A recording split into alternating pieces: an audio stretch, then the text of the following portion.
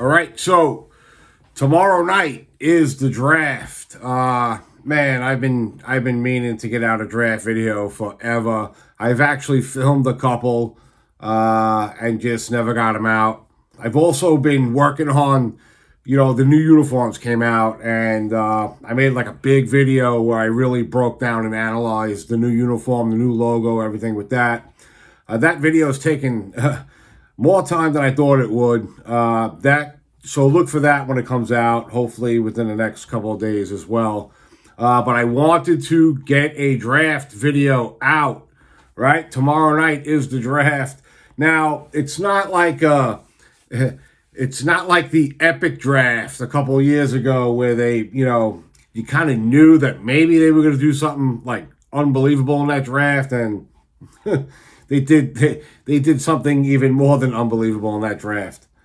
And that's how you build a championship team, man. You get a draft like that, and you get a young nucleus like that.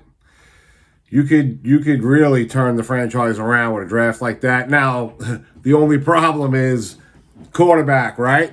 So I pulled up a couple of things. We'll check out a couple of things.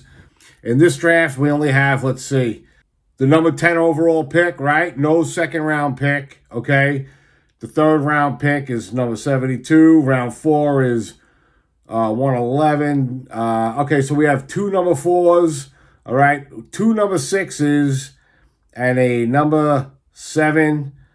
Now, I'm not sure about this, but I think one of these 6s is from the Zach Wilson trade. You knew he was going to get traded. Hey, man, listen, good luck to you. Good luck to Denver. But listen, it just tells you how fucked up the quarterback situation is with this team. And that, to me, is kind of a wild card for this draft. Because like I just got done saying, we have like the building blocks to really become a strong team, I think. But is Rodgers the answer? Who knows? How many years is this guy going to play still? Is he even going to stay healthy? I mean, there's a lot of question marks around this guy at this point. And they just built the team around him, basically, in a lot of different ways. But it is what it is. He's got the fresh start this year, all right? And if he stays healthy, I really think that he will make some noise with this team, okay? Now, what did they do? They did some nice moves in the offseason. To me, the biggest move they made in this offseason was right here. Okay, it was right here. Hassan Reddick traded to New York. This guy, what a trade that was. I mean, that was a move and a half. I was disappointed when we lost Huff to the Eagles, no less, right? But to get this guy, let me tell you something. Douglas pulled this one out of the hat. This was a phenomenal move, in my opinion. This guy is a a bona fide Pro Bowl defensive end, man. I mean, this guy is, and he's still, from what I understand, I think this guy is still young. He's 29. All right.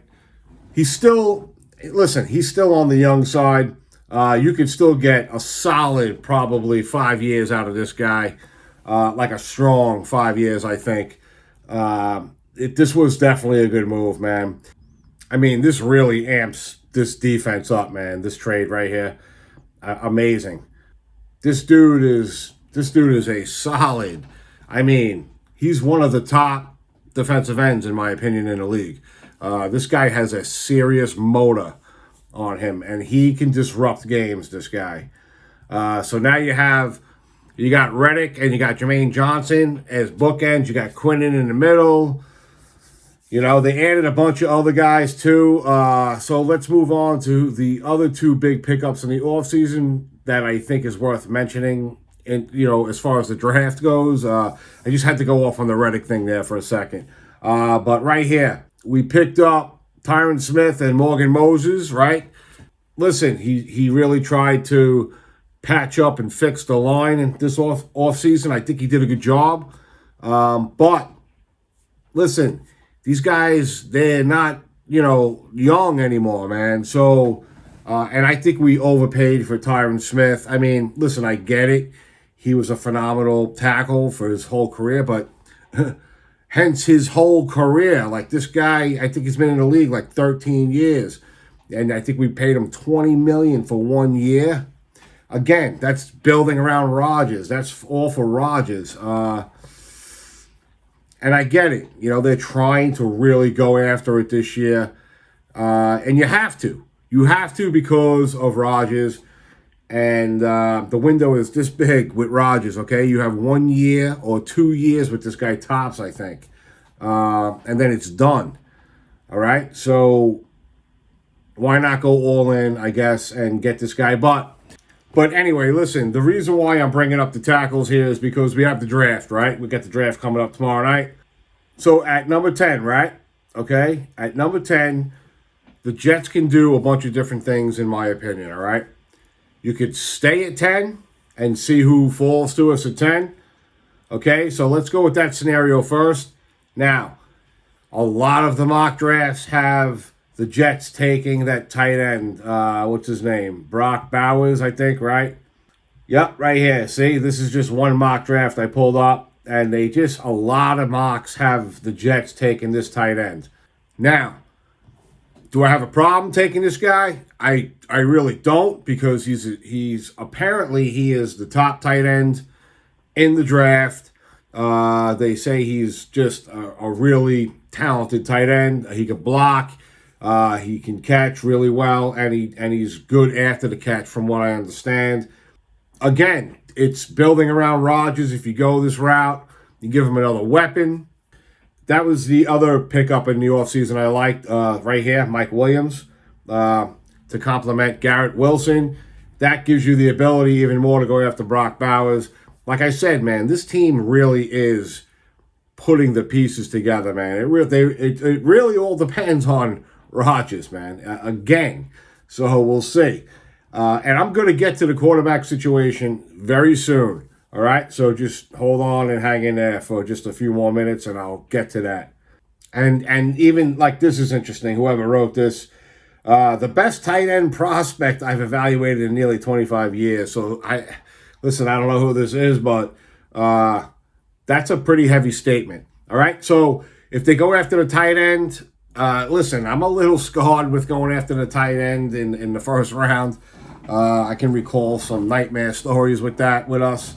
But all right, so if you go with this tight end, I don't have a problem with it. Okay, so that's one option. Another option at 10 is, to me, if a blue chip tackle is at this spot, to me, you got to pick them up, because, these two guys right here, all right, they're old. They don't have much more left in the tank, all right? You gotta also think about replacing these guys very soon, okay? So, yeah, they picked up these two big tackles for this year, all right? Maybe next year, but then after that, man, you need the franchise tackle, all right? So if a franchise tackle is here, all right, especially if this guy is gone, a franchise tackle is over here, you got to take the tackle. If there's a blue chip tackle and this guy, to me, that's a tough decision. I almost feel like it feels like to me that they're gonna take this guy if that's the situation. To me, I almost feel like you should take if a really good blue chip tackle is here at number 10. I think that maybe you got to really consider that for the future of this team, especially if one of these guys goes down. I mean, like I said, these guys are not young, these tackles they picked up, all right? And listen, their line, all right? So I don't think I need to say more. So if you got the blue chip tackle, okay, maybe you got to consider the tackle. Now, in an outside scenario, Okay? What if one of the blue chip quarterbacks fall to the Jets at 10? Is there such a thing as a blue chip quarterback in the first round of the draft? It is a complete crapshoot. You know that.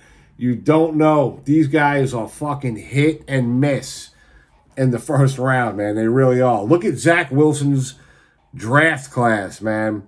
I think more than half of those guys are already off their original teams and not fielding more than sixth round picks. That quarterback class was a complete bust. Even Trevor Lawrence isn't playing up to, I think, what he really should be. Not to say that, I still wouldn't have wanted him if the Jets didn't fuck that up and give him to Jacksonville that year. I would still take Trevor Lawrence right now today. Okay? But we don't have Trevor Lawrence. So we have a quarterback issue, all right? Yeah, we have Rodgers for this year and next year, maybe, okay? So what do you do with, the quarterback situation of this team? You have to absolutely, go after a future quarterback. I think this is the draft to do it in. Now, going back to what I was saying, if a quarterback falls to them at number 10, one of these top, 4 quarterbacks they keep talking about in this draft, you have to maybe consider him at number 10. Personally, I can almost guarantee you these guys are going to be off the board by 10. I don't think one of these guys are falling to the Jets at 10. Now, here's what I think maybe they should think about doing, okay? Maybe you think about trading out of 10, moving back a few spots. I don't know where. Not that far, but far enough to where you can get a second round pick. We need to recoup the second round pick that we lost from the Rodgers trade, okay? Again, look, we don't have a second round pick. The way I see it, why not at number 10, why not trade out, especially if they've done really good scouting. And if you trade out, you're not going to get the tight end, but the tight end might be gone by 10 anyway, all right? So I think if the tight end is gone at 10, I think that maybe you definitely trade out. And you think about, a possible tackle that might fall a little further. I think there are some, really good tackles in this draft. The tackles might be a little deep in this draft. So if that is the case, why not trade? Why not trade down? Okay, get the second round pick. And I'm going to tell you why I want that second round pick, all right? Get the second round pick, trade down, get a tackle somewhere, I don't know, in 15, 16, I don't know. You get a second round pick, okay? And probably another pick too. You still get like a quality tackle maybe in the first round, or maybe another quality player that nobody's even thinking of, all right? You get the second round pick, okay? And here's what you do with that second round pick. You draft a prospect quarterback, one of these other quarterbacks that aren't in like the top 4 or 5 in this draft. If one of these other ones fall to the second round, possibly even the third round, all right, you draft them, okay, and you sit them behind Rodgers for 2 years. That's what I want to see them do. I honestly don't want to see them go after one of these top quarterbacks. And that, like I said, they're not even going to be there at 10 anyway. It don't matter. And they're certainly not trading up for one. All right? So trade back, get the second round pick and draft a court. You know what? They might even be able to get away with getting one in the third round. All right? So, I don't know. Maybe they don't even need a second round pick to get one of these guys, maybe. Maybe you stay at 10, you get the tight end, and in the third round, you get one of these prospect quarterbacks. Now, the reason why I'm hopping on the second round a little bit is because I got a feeling some of them are going to go in the second round. So you might want to think about, maybe getting that second round pick. But, I'm not that familiar with the quarterbacks, but I know I keep hearing, names like Bo Nix, There's a guy called I forget his first name. I think it's Pratt. Let me see if I can find it fast. But this guy I'm talking about is Michael Pratt, Tulane quarterback. To me, for some reason, it feels like this might be the guy the Jets go after. All right, he might fall to them in like the third round. It's possible they might have to get that second round pick just to make sure they get a guy like this. But that's what I'm talking about. You let one of these guys fall to you a little bit in the draft. And also, I heard that with this guy Pratt, I also heard that the Jets scouted him heavily. So they could be thinking exactly what I'm thinking, which is you get a prospect, a solid prospect quarterback that ain't going to see the fucking field for 2 years, all right? It's time for the Jets to get a prospect quarterback that can literally just sit on the bench and sit on the bench behind a fucking Hall of Fame quarterback, all right? And just learn from, like I said, a Hall of Fame quarterback, okay? You learn under Rodgers for 2 years, all right? Even learning under Tyrod Taylor, all right? You got two serious veterans to learn under while you're sitting on the bench. And just soak it all in for 2 years. And then in 2 years, or maybe even 3, then you come onto the field. And that, to me, is really how the Jets will finally find their franchise quarterback. Now is the time to do it in this draft. You get one of these sleepers, okay? You get a sleeper. And because it's been happening, man, how much do you see it now? These late round quarterback picks, man. I mean, they turn into like fucking really good quarterbacks. Some of them turn into Hall of Fame quarterbacks. So why not go that route, okay? So going back to the draft, all right? So to me, listen, they got a bunch of other picks. I don't know who the hell else they thinking about picking, to be honest with you. I would definitely draft more linemen. If a stud receiver, I also heard this is a deep receiver class. If a stud receiver is there, maybe you got to take the stud receiver at 10. If there's a stud receiver at 10, I don't think there will be, but there might be. So that's another option at 10, okay?